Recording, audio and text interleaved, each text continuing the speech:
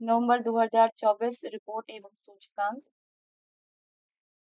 अ, ये है पहला कि राज्य खाद्य सुरक्षा सूचकांक 2024 20 सितंबर 2024 को भारतीय खाद्य सुरक्षा एवं मानक प्राधिकरण द्वारा जारी राज्य खाद्य सुरक्षा सूचकांक 2024 में केरल ने शीर्ष स्थान हासिल किया है। वहीं तमिलनाडु तथा जम्मू एवं कश्मीर इस सूची में क्रमशः दूसरे और तीसरे स्थान पर है। FSSAI ने उल्लेख किया कि केरल में वर्ष 2023-24 में अपने निरीक्षण लक्ष्य को 100% से अधिक हासिल किया गया। सूचकांक में पूर्वोत्तर राज्य में नागालैंड और विशेष मान्यता दी गई क्योंकि इसने विगत वर्ष की तुलना में खाद्य सुरक्षा पारिस्थितिकी तंत्र में सुधार करने इसमें समग्र समग्र प्रगति दिखाई है। इसी तरीके से अगला state of the rhino 2024 report. सितंबर 2024 में अंतर्राष्ट्रीय राइनो फाउंडेशन द्वारा state of the rhino report जारी की गई। रिपोर्ट के अनुसार राइनो की सभी 5 प्रजातियों को मिलाकर दुनिया के लगभग 28,000 गैंडे मात्र हैं। 2022 23 तक अफ्रीका में गैंडों के अवैध शिकार में 4% की वृद्धि हुई है। 2022 से 23 के बीच सफेद गैंडों की संख्या में वृद्धि हुई है, लेकिन एक सींग वाले गैंडों भारतीय गैंडा की संख्या लगभग स्थिर रही है। इस तरीके से अगला पॉइंट कि वर्ष 1991 में इंटरनेशनल ब्लैक राइनो फाउंडेशन की स्थापना की गई। वर्ष 1993 में इंटरनेशनल ब्लैक राइनो फाउंडेशन का नाम परिवर्तित करके इंटरनेशनल राइनो फाउंडेशन कर दिया गया। अगला वैश्विक साइबर सुरक्षा सूचकांक 2024 12 सितंबर 2024 को अंतर्राष्ट्रीय दूरसंचार संघ ने वैश्विक साइबर सुरक्षा सूचकांक 2024 जारी किया।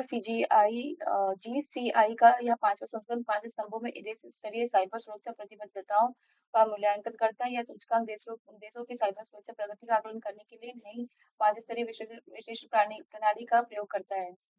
इसका जो मुख्य पॉइंट ये है कि ITU एक अंतर्राष्ट्रीय संगठन है जो दुनिया भर में संपूर्ण संचार सेवाओं को सुचारू रूप से चलाने के लिए काम करता है।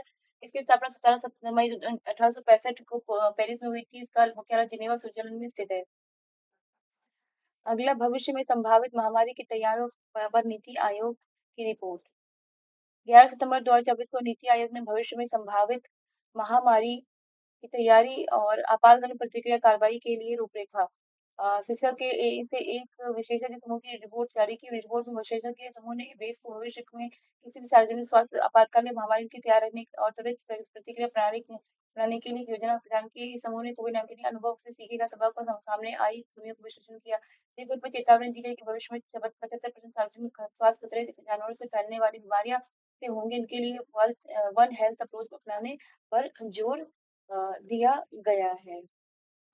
अगला महत्वपूर्ण ऊर्जा संक्रमण खनिजों पर संयुक्त राष्ट्र की रिपोर्ट। 11 सितंबर 2024 को संयुक्त राष्ट्र महासचिव के महत्वपूर्ण ऊर्जा संक्रमण खनिजों पर पैनल में ऊर्जा संक्रमण के लिए मार्गदर्शक सिद्धांत विकसित करने के उद्देश्य से एक महत्वपूर्ण रिपोर्ट जारी की।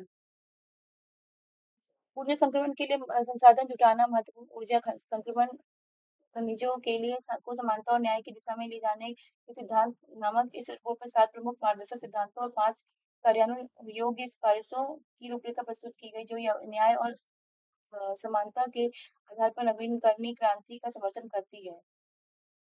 तो इसमें यह है कि CETM वे खनिज है जो नवीकरणीय ऊर्जा के निर्माण, उत्पादन, वितरण और भंडारण के लिए आवश्यक है। इनमें दुर्लभ मृदा तत्व तांबा, कोबाल्ट, निकल, लिथियम, ग्रेफाइट, कैडमियम और सोडियम सेलेनियम शामिल है।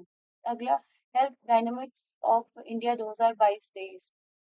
9 सितंबर 2024 को केंद्रीय स्वास्थ्य सचिव अपूर्व चंद्रा ने भारत को स्वास्थ्य आयाम अवसंरचना और मानव संसाधन 22-23 नामक वार्षिक प्रकाशन जारी किया। इस रिपोर्ट को पूर्व ग्रामीण स्वास्थ्य सांख्यिकी के नाम से जाना जाता था। यह वर्ष 1992 से प्रकाशित हो रही है। रिपोर्ट के अनुसार 31 मार्च 2023 तक भारत में कुल 31,882 प्राथमिक स्वास्थ्य केंद्र 6,379 6,359 सामुदायिक स्वास्थ्य केंद्र 1340 उपमंडल जिला अस्पताल 714 जिला अस्पताल और 362 मेडिकल कॉलेज जो ग्रामीण और शहरी क्षेत्रों विभिन्न क्षेत्रों में सेवा प्रदान करते हैं। इस रिपोर्ट में स्वास्थ्य प्रबंधन सूचना प्रणाली पोर्टल को प्रजनन और बाल स्वास्थ्य तथा अन्य मंत्रालयिक मंत्रालयिक पोर्टलों के साथ जोड़ने की आवश्यकता पर जोर दिया गया है। इस तरीके से हमारा इम्पोर्टेंट पर्यावरण और उनके विषय में कंप्लीट हुआ। Thank you so much and please subscribe.